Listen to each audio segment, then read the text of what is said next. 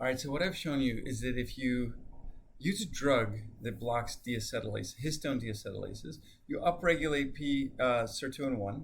Sirtuin-1 can compensate a little bit for those deacetylases, the histone deacetylases being missing, but what it really does is deacetylate its targets, p53 and PGC1 alpha.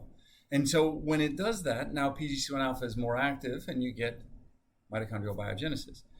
When you exercise, you do two things. You activate the deacetylase, PGC1 alpha, and you inactivate the acetyltransferase, GCN5. The result is that all of the PGC1 alpha becomes deacetylated. All right, so how else can we modify this? How else can we play with these things? And how does that affect mitochondrial mass? So one of the studies that we've done where we look at diet, mitochondrial mass, and longevity is we've done studies where we look at a control diet, a low carbohydrate diet, and a ketogenic diet. And so what you can see here is that when we simply just have animals on a ketogenic diet for an extended period of time, what happens is there's a huge increase in acetylated lysines. As acetylated lysines go up, that's going to do our things that we were talking about, where it's going to increase SIRT1 because it's trying to compensate for this increased acetylysine. And we did say that when SIRT1 goes up, you're going to see deacetylation of things like p53 and PGC1 alpha. The interesting thing is when you do a ketogenic diet and it's long enough, you actually see an increase in the acetylation of p53. And we're trying to figure this out because SIRT1 activity is going up in the muscle overall, but acetylated p53 is also going up. And it could be that there's just so much acetylated lysine that SIRT1 is so busy doing everything else that it doesn't have time to deacetylate p53.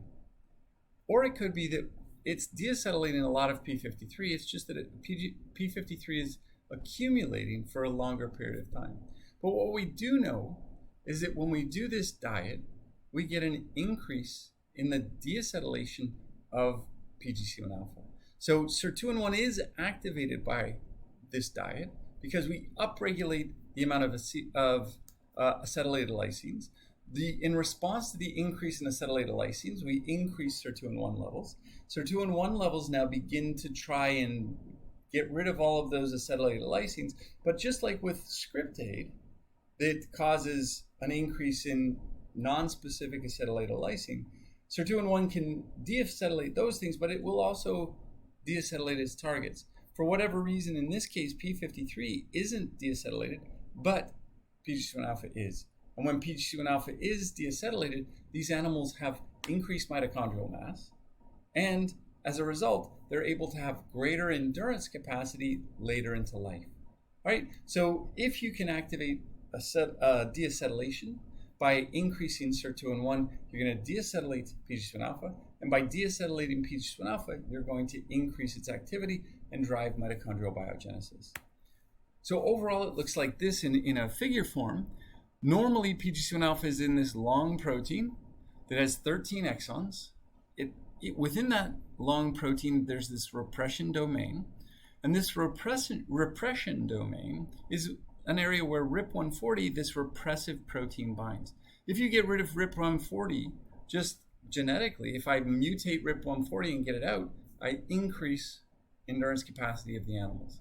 So this repression domain is really important for decreasing PGC1 alpha activity. So when there's high amounts of stress, you activate P38. We talked about whether that's glycogen breakdown or glycogen depletion or other forms of stress that activate P38. P38 can then phosphorylate PGC1 alpha at 3 locations, and those 3 locations are within the repression domain, and likely what they're doing is decreasing the interaction between PGC1 alpha and RIP140, and the result is that PGC1 alpha becomes more active. The other thing that happens is that GCN5 and acetyltransferase can acetylate PGC1 alpha, and that acetylation is going to decrease PGC1 alpha activity. When you deacetylate using SIRT1, now you take off these acetyl groups, PGC1 alpha becomes more active. The other thing that's happening is you're getting this shorter form of the truncated form of PGC1 alpha because you've done the transcriptional change. So there you've still got the activation domain, and you still have the RS and the RNA binding domains, but you don't have the repression domain. So you wouldn't expect phosphorylation to matter, but that's okay because P38 that was activated during the exercise is already inactive by the time the smaller form of the protein is produced. The one question that we don't know is what happens if you what is the effect of acetylation or deacetylation on that smaller version of the truncated protein. We don't think that it has that much of an effect, but it's still a way that you can modify the activity of the smaller form of PGC1 alpha. All right, so what I've told you in this series of videos is that P38 can activate PGC1 alpha by phosphorylation, that acetylation of lysine residues like acetylation of lysine residues, like the phosphorylation of serine, threonine, and tyrosine residues, can alter protein function, specifically in this case PGC1 alpha. PGC1 alpha is acetylated by GCN5 and deacetylated by SIRT1. The phosphorylation of PGC1 alpha causes it, oh, I didn't even show you that, it moves into the nucleus. That happens when you phosphorylate or you deacetylate it. It becomes more nuclear. And as a result of this, manipulating glycogen through P38, ignore the AMP kinase activity stuff. It's only through the P38 and a ketogenic diet. So those two things should increase P38 activity and increase SIRT2 and 1 activity, should result in greater PGC1 alpha activity. And that's in fact what we see. And really, when you go on a ketogenic diet, you also glycogen deplete, so you're getting both of these things at the same time.